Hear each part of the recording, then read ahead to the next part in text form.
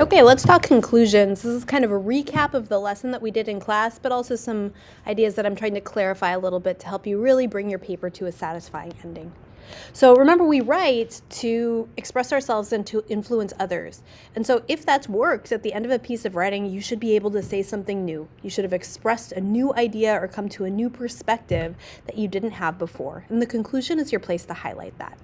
If we zoom out, this paper was about control, and it was about the tension between one of the ideals of the founding fathers, which is that you shouldn't give up your liberty. Liberty is really important to hold on to no matter what, and the fact that we give up liberties all the time to be safe in our society.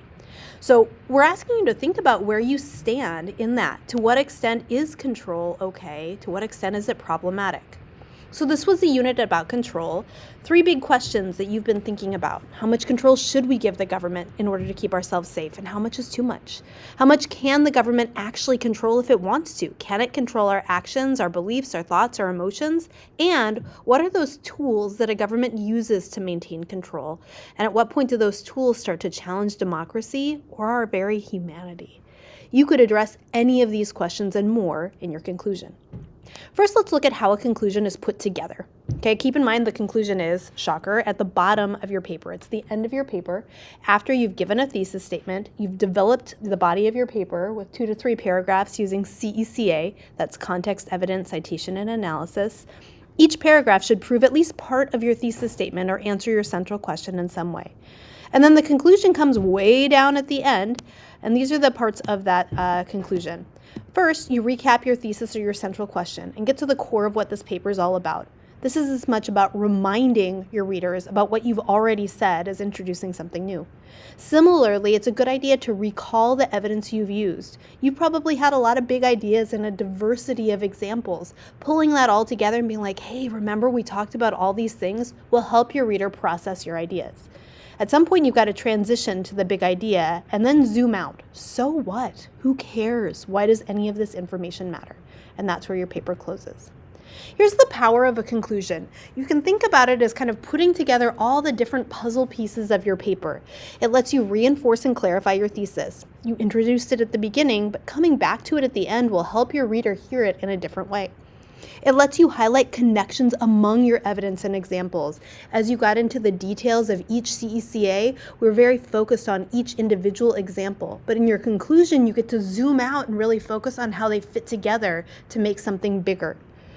You've done some work about your organization, thinking about which paragraph should come first, then second, then third. In your conclusion, you can really highlight that organization and help your reader hear how your ideas have developed and built from one paragraph to the next.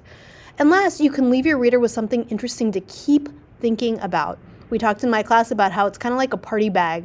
Your party bag is your gift to thank somebody for coming to your party and to ease their transition back into their normal life that won't be as exciting as your birthday party. The same way a conclusion is your gift to the reader. It's something that they can keep thinking about and take with them even when they're done reading your paper. And last, it's a way to make your paper sound over, right? Your paper needs a closing so it feels satisfying, and your conclusion is where you do that work. Here's an example of a conclusion for a control tactics paper. And I want you to hear how we start by restating the thesis, recapping the evidence, then we transition to a so what, and then we go into this big question: how does this relate to the rest of our lives outside of class? Okay, so here's my thesis. We've considered how leaders can only use indoctrination to oppress their people after censorship and terror are already in place. That's a restatement of my thesis. Censorship controls what information people in a society are given, and terror controls people's fear to make certain they won't try to fight this oppression. Once these tactics have been established, the government can then use indoctrination to mold the minds of citizens into supporting the leader and accepting their rule for generations. Now I'm going to recap my evidence to remind my reader what I've already talked about. From North Korea's limits on media access and harsh punishments for those who would seek the truth, to the mental and physical abuse that warps Winston's sense of self in Oceania, these control tactics trap people in a cruel cycle of brutality and silencing. Okay, so I've recapped that. I talked about North Korea, I talked about media censorship, I talked about Jun Sung getting sent to prison camps, I talked about censorship and physical abuse and terror in 1984. Okay, so I've recapped my evidence.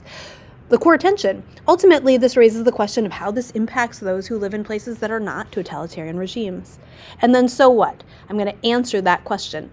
Even under a democratic government, such as the United States, there are still examples of these control tactics.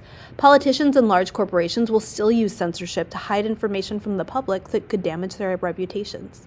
The government still uses indoctrination to condition people into believing that their only value lies in the amount they contribute to the economy.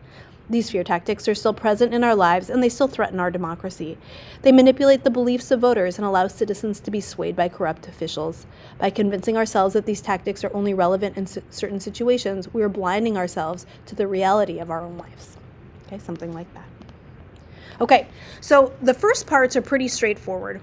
You got to recap your thesis, in other words. You recap your evidence by calling it back. And it works really well if you can use these kind of half-sentence throwbacks from this to that. We looked at this and we looked at that. Propaganda can look like this and it can look like that. So listing out those different pieces of evidence in very short, almost rhythmic kind of chants to recall those things, that works really well for the recap of your argument. The core tension, slam dunk. Ultimately, this raises the question of, finish that sentence and you've got your transition to the so what. And so then the real challenge is to come up with a so what, okay? Again, think of the so what as releasing your reader back into the world with a new idea that is relevant beyond the specific information you've presented.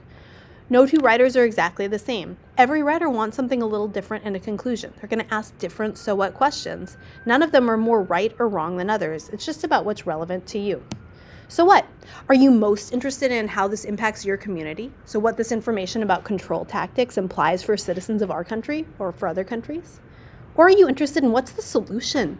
This is a problem when a government gets to be this powerful and violates rights in these ways. So what are ways to stop oppressive governments? What should we do to keep our own government from becoming oppressive? What can we do to protect democracy? And then 3, how does this change your worldview? That's about how the way you see the world is a little bit different after having studied control tactics. So why does it matter to think or to learn about these tactics? Why does it matter that you know what propaganda is and how it works, or what revised history is and how it works? Is there anything that you see or think about differently having learned about this? You'd want to choose one of those questions and build your so what around that question. To get going on this, I would choose one of these areas and to do some free writing or talking it out with a friend. So how does this impact my community? What's the solution, or how does this change my worldview? You can see some potential questions to consider on the right. If you're feeling stuck, I would pause the video and I would free write or talk to a friend about as many of those bullet points as you can for the question that's most interesting to you. So talk it out, free write, type on a computer, brainstorm ideas, and see what you come up with. Okay, when you're ready, you're going to put it all together. So again, you're going to start by recapping your thesis or your central question, getting to the core of what this paper is about. Recap also your evidence. Then you're going to transition to the big picture. Then you're going to give that so what. Again, this is what it sounds like. Here's a recap. Control can be short-term, like propaganda messages played over a state radio station. That makes me think of June Song in North Korea. But it can also be long-term, like the indoctrination and entrenched beliefs that result from being exposed to biased messages for years. I haven't really been specific about what I was referring to there. Perhaps the Stalin-Avdiyenko letter would have been evidence I used there. Ultimately, this raises the question of whether indoctrination is a given or unavoidable outcome of biased information. So that's the question I want to lead to is, all information is biased. Does that mean that indoctrination always happens? Okay, I'm going to say, while all of these totalitarian regimes provide depressing reminders of how powerful state-sponsored misinformation can be, Orwell shows us Winston constantly wondering about things he can't remember but that feel ancestral. Orwell seems to find hope in the human capacity for intelligent thought, and so do I. All it takes is one small discrepant detail to call up the truth. So again, I would leave my audience with that idea that there seems to be a truth that goes beyond what the government tells us, and Orwell makes us think about that over and over again in 1984, that maybe there is something about humanity that just knows the truth, even if people try to hide it from us, and maybe there is hope in that. Okay, so that is your conclusion. You need to get together a conclusion that, again, recaps your thesis statement, recaps your evidence, transitions to the big picture, and answers the so what. It's a great way to close your paper. It's a great way to pull all of those other things together and make them sound even better than they did the first time around. There's a lot of power. There's a lot of fun. Good luck with your conclusion.